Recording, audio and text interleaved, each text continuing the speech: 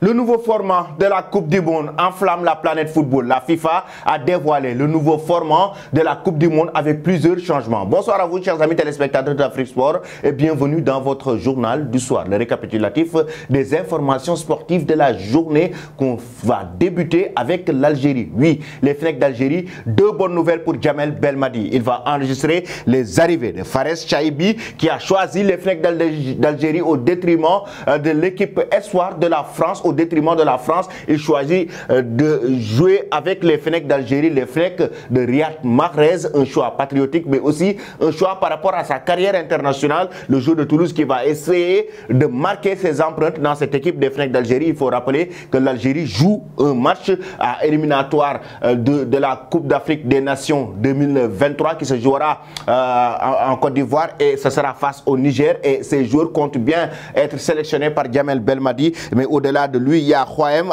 Ajam aussi, qui est un joueur du FC Nantes, qui a aussi, au détriment de l'équipe de France, choisi l'équipe de Djamel Belmadi, les Fennecs, pour pouvoir disputer aussi ces éliminatoires. Et Djamel Belmadi a été quelqu'un qui a toujours eu un œil sur ses expatriés, ces jeunes joueurs espoirs qui ont tout le temps porté que ce soit U16, U18 ou U19 de l'équipe de France, mais aussi qui sont des expatriés très talentueux, qui ont toujours été dans le viseur de la Fédération algérienne de football, et cette fois-ci, ils commencent vraiment à venir intégrer les Fennecs d'Algérie. Au-delà de l'Algérie, chers amis, nous allons parler de la Confédération africaine de football. Oui, la CAF qui prépare actuellement ses visites. Quelles sont les visites pour la prochaine Coupe d'Afrique 2025? Il faut qu'on rappelle que la CAN 2025 a été retirée de la Guinée par manque d'organisation aussi, mais aussi par le fait qu'ils ne seront pas prêts à organiser cette grande messe du football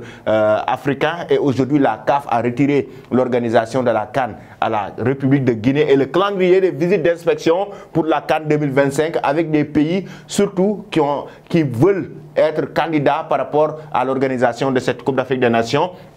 Du 20 au 22 mars, ce sera la Zambie qui va accueillir la Confédération africaine de football avec son président Patrice Motsepe en visite des chantiers, en visite des infrastructures sportives du pays pour pouvoir espérer remporter le défi du pays hôte pour organiser cette Coupe d'Afrique des Nations. Du 24 au 26 mars, ce sera le Maroc qui a toujours organisé la CAN, le Maroc qui a toujours organisé des matchs internationaux. Du 27 au 29 mars, ce sera en Algérie, l'Algérie qui a organisé récemment le championnat d'Afrique des Nations et qui veut aussi en même temps organiser cette Coupe d'Afrique des Nations. Du 31 mars au 2 avril, le Bénin et le Nigeria aussi vont accueillir la Confédération africaine de football, vont accueillir Patrice Motsepe et son équipe pour pouvoir espérer remporter le défi de l'organisation de la prochaine Coupe d'Afrique des Nations 2025, comme vous le voyez avec le président Patrice Motsepe qui va faire sa visite au niveau de ses équipes. Chers amis, nous allons parler maintenant de la Coupe du Monde. Mais avant cela, j'aimerais vous poser une question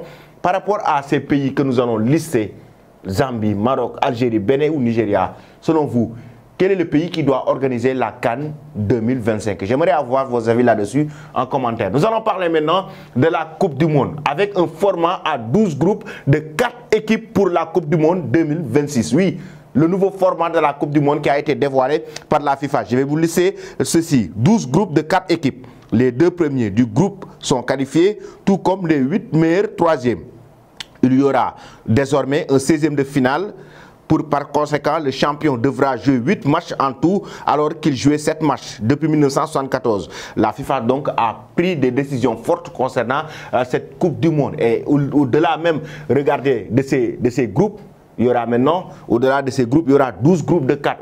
Il y avait 8 groupes de 4, maintenant il y aura 12 groupes de 4, ce qui fera l'organisation même des 16e de finale dans cette compétition, et en même temps il y aura des meilleurs troisièmes qui sortiront pour continuer la compétition. Ce sera le nouveau format de la Coupe du Monde. Dites-nous en commentaire, est-ce que vous êtes d'accord avec ce nouveau format comme on vous l'a laissé? Je vais le répéter: 12 groupes de 4, les 2 premiers du groupe sont qualifiés, tout comme les 8 meilleurs troisièmes. Les 8 meilleurs troisièmes seront qualifiés, ainsi que les 2 premiers de chaque groupe. Il y aura désormais un 16e de finale. Par conséquent, le champion devra jouer 8 matchs en tout alors qu'il jouait 7 matchs dans la compétition. Ça veut dire que le finaliste, les 2 finalistes jouaient 7 matchs, ce sera 8 matchs parce qu'il y a maintenant les 16e de finale qui vont s'ajouter à cette Coupe du Monde. Voici donc le nouveau format. Êtes-vous d'accord avec la décision de la FIFA pour ce nouveau format de la Coupe du Monde, chers amis? Au-delà, et en parlant même de la FIFA, on va parler de son président,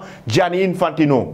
Gianni Infantino qui est sur le point d'être réélu président de la FIFA comme en 2019 parce qu'il est successeur à, est-ce qu'on peut le dire, successeur à sa propre succession.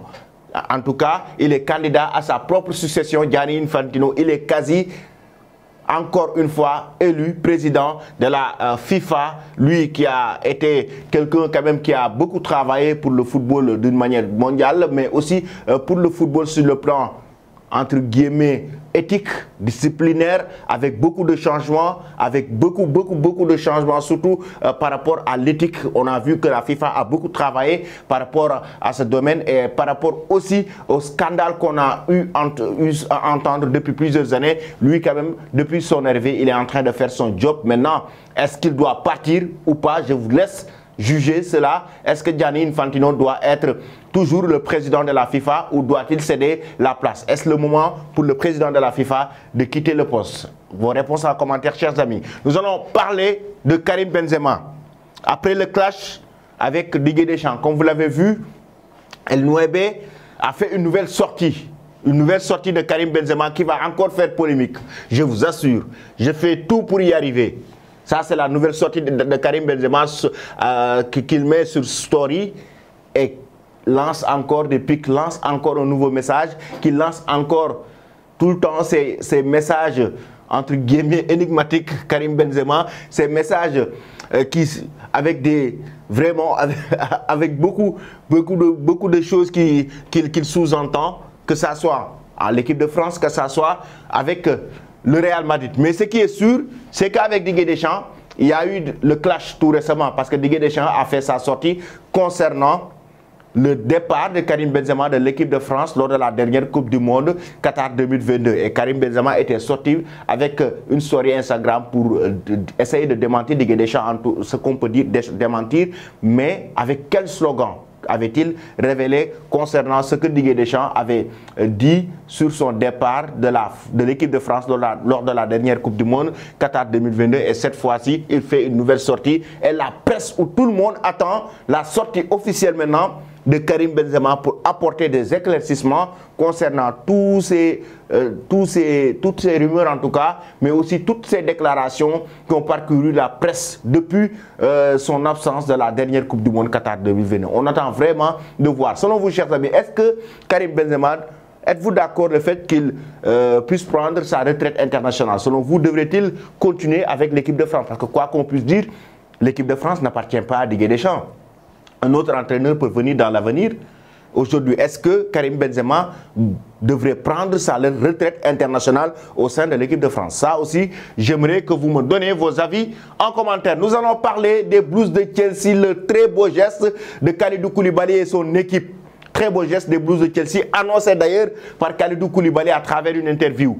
Qu'est-ce qui se passe? Les Blues de Chelsea vont organiser une journée d'iftar durant le mois de Ramadan pour tous les musulmans. Et oui, c'est un geste magnifique. Ce sera le 26 mars que ce sera organisé avec Kalidou Koulibaly qui l'annonce. Ça motive vraiment les musulmans. Ce sera à Stamford Bridge en plus. Et Kalidou Koulibaly a fait la déclaration, a fait l'annonce et ça a été magnifié par tous les musulmans en Angleterre. Ce sera à Stamford Bridge et tous les musulmans sont appelés à assister à cette journée. Et en même temps, ils vont rompre le jeûne à Stamford Bridge et discuter. Ce sera des séances de discussion, de prière en tout cas à Stamford Bridge qui ont été un geste qui a été fait par la direction de Chelsea, mais aussi en complicité avec ses joueurs et en complicité avec la fondation de Chelsea. Que pensez-vous donc, chers amis, de ce geste magnifique des Blues de Chelsea durant le mois de Ramadan? C'était tout pour votre tour de l'actualité sportive, chers amis, que nous allons quitter avec la question du jour. Justement, on a parlé tout à l'heure de Kalidou Koulibaly.